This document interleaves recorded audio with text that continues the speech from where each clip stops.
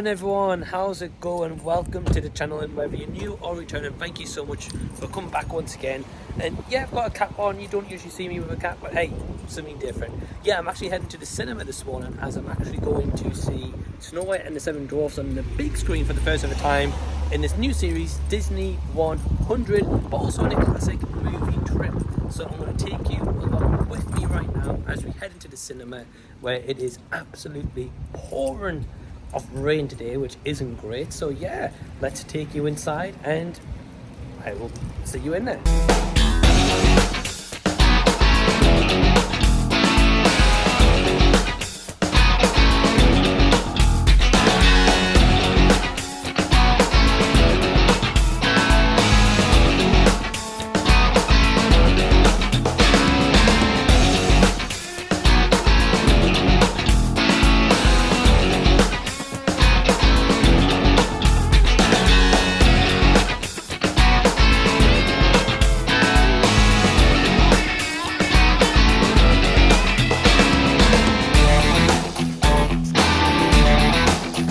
Snow White and the Seven Dwarfs released in 1937 with a budget of around 1.5 million. Now the voice cast here is we've got Adriana Case-Lotti, who voices Snow White, and we've got Lucille Laverne, who voices the Queen, or the Wicked Stepmother, so to say. Now before we go further into today's review, I would like to say a huge thank you to all my awesome Patreons who help to really support the channel. If you're interested in joining Patreon, and if you're interested in buying some merch or checking out my debut book, there is a link down below in the description box you can click where you can find all that good stuff. Over on Patreon, membership starts from only £2 per month. You get access to so much extra content, such as early videos, movie reviews, watch parties, and so much more. Thanks for listening, really appreciate it. Now let's get on to my thoughts. So I just got out the cinema. One thing I just want to quickly say is I know this movie's for kids, and I know it's intentionally kind of marketed for that, especially with the age rating. And in my showing this morning, there was some man who brought his daughter or granddaughter. I really don't know. I really couldn't care, if I'm going to be honest. And for the first 45 minutes, that little girl would not shut up. She would not sit down. She would rock the chairs. She would climb over the seats. And he did absolutely nothing about it until she said to him, "I want to go home." And at that point, that was the best thing that happened in this kind of seating of seeing Snow White and the Seven Dwarfs. So that person, if you're watching, you're an idiot. So going into this, I've never seen this movie before. It is a first time watch, and only what I can say is going into this from a perspective of seeing this for the first ever time in 2023, I enjoyed the movie.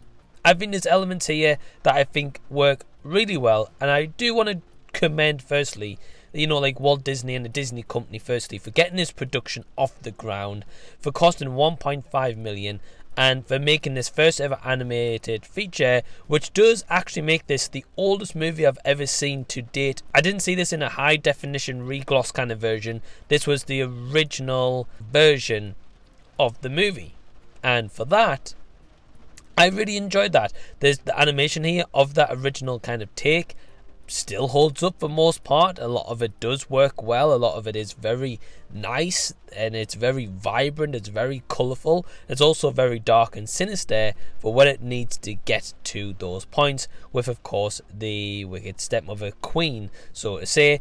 And those elements I really enjoyed. There's some good character development at times. There's elements here that I think work better than others. So definitely, as I mentioned, definitely some positives. Of course, the voice cast overall, I think everyone does a great job.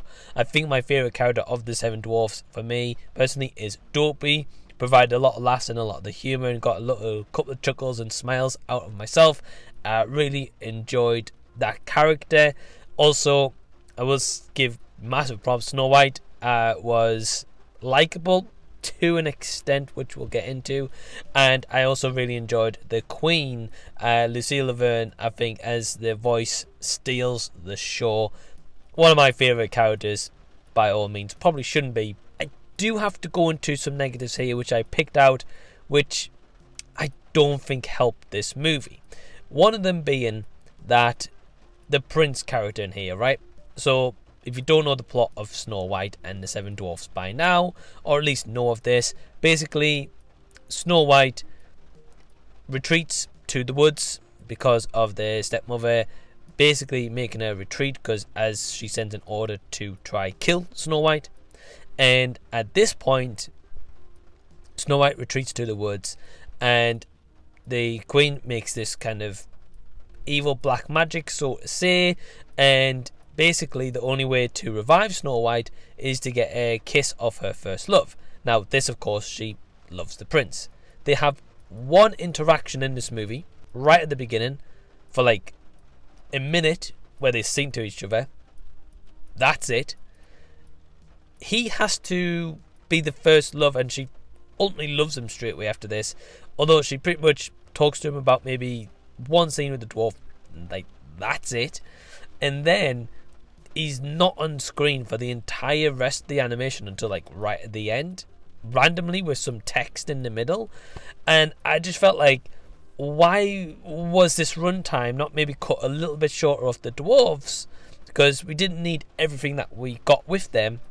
Have a scene where maybe the prince went to the actual castle to go see the queen and ask maybe where Snow White is, maybe uncover the book, maybe the queen wasn't there, find out that the book about this poison apple. That doesn't happen. And I was just like, why? Why did that not happen here?